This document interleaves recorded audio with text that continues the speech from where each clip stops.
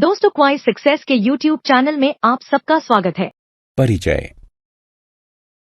हमारी पृथ्वी की सतह चट्टानों से बनी हुई है। चट्टानों में खनिज निहित होते हैं जो कई तरह से इस्तेमाल किए जाते हैं। कई देशों में खनिज संपदा का भंडार है, जबकि कुछ जगहों पर इसकी कमी है। इस पाठ के अंतर्गत हम खनिज पदार्थों के बारे में जानेंगे और उन स्थानों का पता लगाएंगे जहां ये बहुतायत में पाए जाते हैं। उद्देश्य।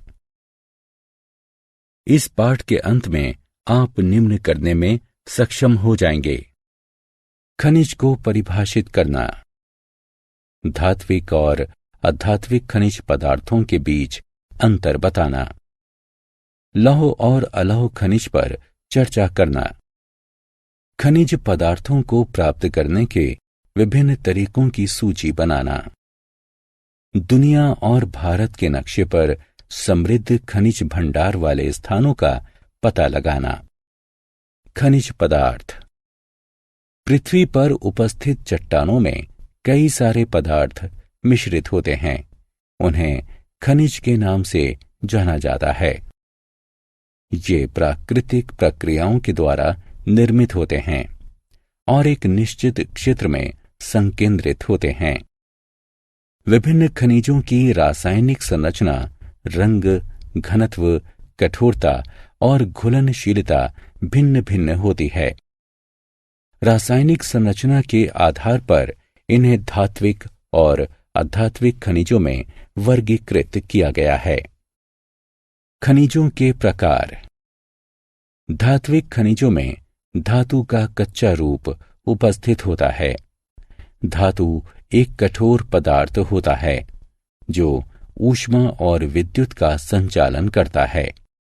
इसमें उपस्थित आभा या चमक इसके विशेष गुण को प्रदर्शित करती है। धात्विक खनिज फेरस यानी लौह और नॉन फेरस यानी अलौह हो सकते हैं। फेरस खनिजों में लौह धातु उपस्थित होती है। नॉन फेरस खनिजों में लौह धातु उपस्थित नहीं होती, बल्कि कुछ अन्य धातुएं जैसे गोल्ड या कॉपर उपस्थित हो सकता है। अधात्विक खनिजों में कोई भी धातु उपस्थित नहीं होती है। खनिजों का निष्कर्षण। वे चट्टानें जिनसे खनिज पदार्थों को खनन करके निकाला जाता है अयस्क या ओर के नाम से जानी जाती है। अब हम देखेंगे कि खनिज पदार्थों को कैसे निष्कर्षित किया जाता है। खनिज पदार्थों को पृथ्वी की सतह के अंदर दबी चट्टानों से खोदकर बाहर निकाला जाता है। यह प्रक्रिया खनन कहलाती है। हम खनन के विभिन्न प्रकारों के बारे में चर्चा करेंगे। वे खनिज जो कम गहराई में दबे होते हैं, उन्हें ऊपरी सतह की परत को हटाकर बाहर निकाला जाता है। इसे ओपन कास्ट खनन कहा जाता है। अत्यधिक गहराई में दबे खनिज भंडार को बाहर निकालने के लिए गहरे बोर जो शैफ्ट कहलाते हैं, इनकी विधि अपनाई जाती है। इसे शैफ्ट खनन कहा जाता है। पेट्रोलियम और प्राकृतिक गैसें पृथ्वी की सतह के बहुत नीचे गहराई में स्थित होती हैं, अतः इन्हें निकालने के लिए गहरे कुएं खोदे जाते हैं और ये प्रक्रिया ड्रिलिंग कहलाती है। जो खनिज पदार्थ सतह के पास ही पाए जाते हैं, उन्हें सरलता से खोदकर निकाल लिया जाता है। ये विधि उत्खनन कहलाती है। संपूर्ण विश्व में खनिज पदार्थों का वितरण। संसार के मानचित्र पर देखो, खनिज पदार्थों का वितरण दिखाया गया है। ये जानना बहुत दिलचस्प है कि पूरे विश्व में यूरोप लौह अयस्क के उत्पादन में अग्रणी है। चिली और पेरू कॉपर के प्रमुख उत्पादक देश हैं। ब्राजील और बोलिविया दुनिया में टिन के सबसे बड़े उत्पादक देशों में से एक हैं। अफ्रीका दुनिया में हीरे, सोने और प्लेटिनम का सबसे बड़ा उत्पादक देश है। ऑस्ट्रेलिया दुनिया में बॉक्साइट का सबसे बड़ा उत्पादक देश है। चीन और भारत में लौह अयस्क का बड़ा भंडार है। भारत में खनिज पदार्थों का वितरण। चलिए, भारत में खनिज पदार्थों के वितरण का अध्ययन करने के लिए इन मानचित्रों को देखिए। भारत दुनिया में अभ्रक का सबसे बड़ा उत्पादक और निर्यातक देश है। भारत में चूना पत्थर के बड़े उत्पादक राज्यों में बिहार, झारखंड, उड़ीसा, मध्य प्रदेश, छत्तीसगढ़, राजस्थान, गुजरात और तमिलनाडु हैं। लोहा मुख्य रूप से झारखंड, उड़ीसा, छत्तीसगढ़, मध्य प्रदेश, गोवा, महाराष्ट्र और कर्नाटक में पाया जाता है। बड़े बॉक्साइट उत्पादक क्षेत्र झारखंड, उड़ीसा, छत्तीसगढ़, मध्य प्रदेश, गुजरात, महाराष्ट्र और तमिलनाडु हैं। कॉपर मुख्य रूप से राजस्थान, मध्य प्रदेश, झारखंड, कर्नाटक और आंध्र प्रदेश में निकाला जाता है। मैग्नीज मुख्य रूप से महाराष्ट्र, मध्य प्रदेश, छत्तीसगढ़, उड़ीसा, कर्नाटक और आंध्र प्रदेश में पाया जाता है।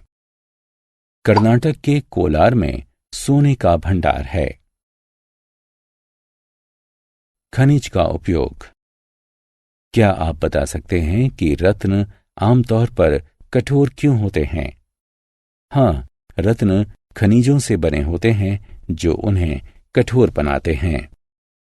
तांबे के सिक्के या तार, कंप्यूटर में सिलिकॉन चिप और ऑटोमोबाइल में इस्तेमाल किया गया एल्यूमीनियम, हवाई जहाज, इमारतें और बर्तन, ये हमें बताते हैं कि खनिजों का उपयोग हर जगह व्यापक रूप से किया जाता है। खनिजों का संरक्षण।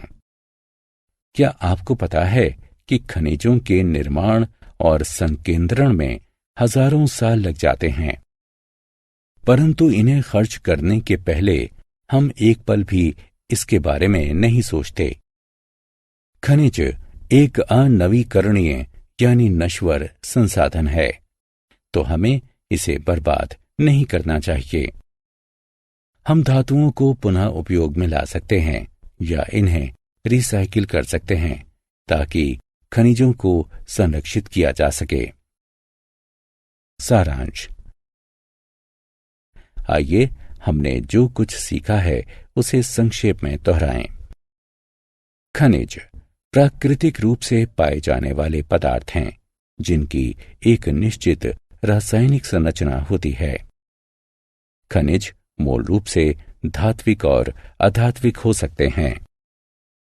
दोस्तों, आपका क्वाइज सक्सेस में स्वागत है। अब बिना समझे रट्टा मारने की कोई जरूरत नहीं। हम लेकर आए हैं पढ़ाई का एक नया तरीका जहां 3D animated videos, AI powered test series और ई बुक्स में MCQs और माइंड मैप्स का परफेक्ट कॉम्बिनेशन मिलता है। क्लास 8 से 10 के स्टूडेंट्स के लिए फाउंडेशन कोर्स और क्लास 11 और 12 के स्टूडेंट्स के लिए सक्सेस ब्लूप्रिंट कोर्स, ये सब IIT और IIM अलुमनी के सहयोग से तैयार किया गया है ताकि आपको मिले सबसे भरोसेमंद और रियल एग्जाम एक्सपीरियंस के साथ कॉन्फिडेंस बूस्ट। चाहे इंजीनियरिंग एंट्रेंस हो, मेडिकल एंट्रेंस हो या कोई भी कम्पिटिटिव एग्जाम, अब सक्सेस आपकी मुट्ठी में है। हजारों स्टूडेंट्स पहले ही जुड़ चुके हैं, अब आपकी बारी है। पढ़ो अपने घर से, अपने समय के अनुसार, अपनी सुविधा से। बस QR कोड स्कैन करो और क्वाइज सक्सेस मोबाइल ऐप अभी मुफ्त में डाउनलोड करो। मॉक टेस्ट्स दो, प्रैक्टिस करो और अपने मार्क्स में फर्क देखो। और हाँ, हमारे YouTube चैनल क्वाइज सक्सेस पर रोज देखो नए वीडियो कोर्सेज के लिए। चैनल को सब्सक्राइब करो और अपने दोस्तों को भी जरूर बताओ। धन्यवाद।